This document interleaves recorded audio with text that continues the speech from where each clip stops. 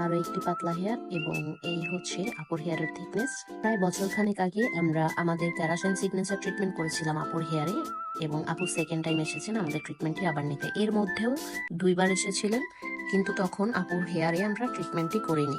তাকে বলেছিলাম আপনার হেয়ার পোরোসিটি লো, এটা এত তাড়াতাড়ি ট্রিটমেন্ট করা যাবে না, টাইমের একটা যথেষ্ট গ্যাপ থাকতে হবে। এবং আপু অপেক্ষা করার পরেই আবার এসেছেন। আর এই ধরনের হেয়ারে আসলে ট্রিটমেন্ট ছাড়া অন্য কোনো কেমিক্যাল যেমন রিবন্ডিং অথবা হেয়ার ক্রিম্পিং এগুলো করার কথা চিন্তাও করবেন না, কারণ আপুর হেয়ার পোরোসিটি লো। সেই ক্ষেত্রে স্ট্রেটনারটাও কিন্তু লোকাল ব্যবহার করা যাবে না। যেমনটা আছে না, অনেক স্ট্রং মোটা হেয়ারে অনেক বেশি হিট দেয়, রিবন্ডিং করতে গেলে খুব একটা ক্ষতি হয় না।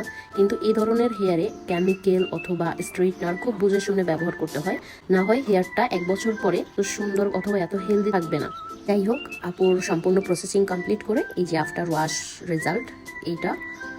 এবং আপু আমাদের কাজের প্রশংসা করে বলেছিলেন হেয়ার পাতলা হওয়ার কারণে হেয়ারে যত ধরনের ট্রিটমেন্ট আছে সবই করাচ্ছি। ডক্টরকে আপনাদের ভিডিওগুলো দেখিয়ে আমি জিজ্ঞেস করেছি আমি এই ট্রিটমেন্ট নিতে পারবো কিনা, এবং তারা কয়েকটা পাতলা চুলের ভিডিওই দেখলো এবং বললো যে উনি এত কেয়ারফুলি হেয়ারের ট্রিটমেন্টগুলো করেন যে কোনো সমস্যা হবে বলে মনে হয় না। আর তাছাড়া আপনি আগেও ট্রিটমেন্ট করেছেন, আপনি এই ট্রিটমেন্টটা নিতে পারবেন। আমরা এই ধরনের হেয়ার হলে এত ঘন ঘন ট্রিটমেন্ট দিই না, 1 বছর 1.5 বছরের একটা গ্যাপ রাখি এবং কাস্টমারকে বোঝানোর ট্রাই করি যে হেয়ার যতটুকু ট্রিটমেন্ট করা হয়েছে আপনার হেয়ারটা বাড়তে দিন, বেড়ে গেলে যেটা নিউ গ্রোথ করবে সেটাতে আবার করতে পারবেন। এভাবে আপনার হেয়ার দিনের পর দিন বাড়তে থাকবে এবং আপনি একটা হেলদি হেয়ার পাবেন ইনশাল্লাহ।